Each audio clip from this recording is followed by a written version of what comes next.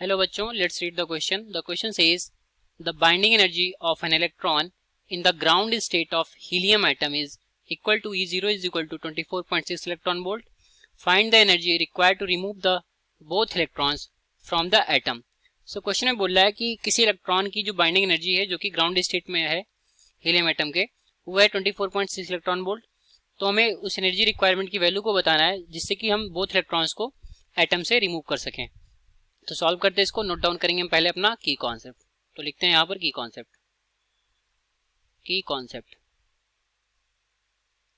ठीक है.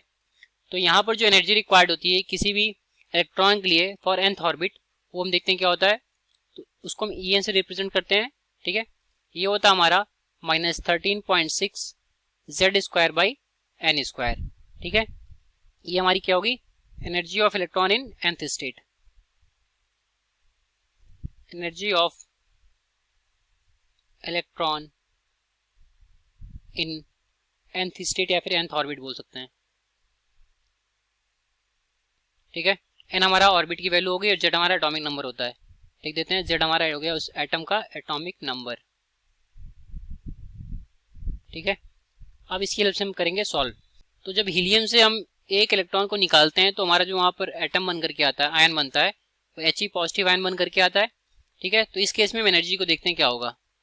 तो देखते हैं एनर्जी फॉर nth स्टेट के लिए. तो यहाँ पर n की वैल्यू कितनी है, n हमारा 1 हो जाएगा. तो E1 क्योंकि ग्राउंड स्टेट है तो n के लिए हमारा उसके लिए हो गया 1. ये हो जाएगा हमारा -Z². तो z की वैल्यू फॉर हीलियम कितनी थी, 2 होती है. तो 2² डिवाइडेड बाई 1² इंटू 13.6. ठीक है.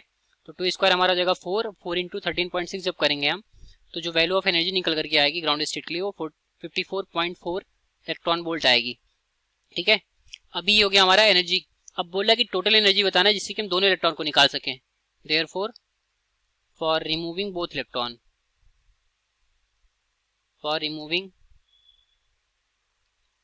Electron, the energy required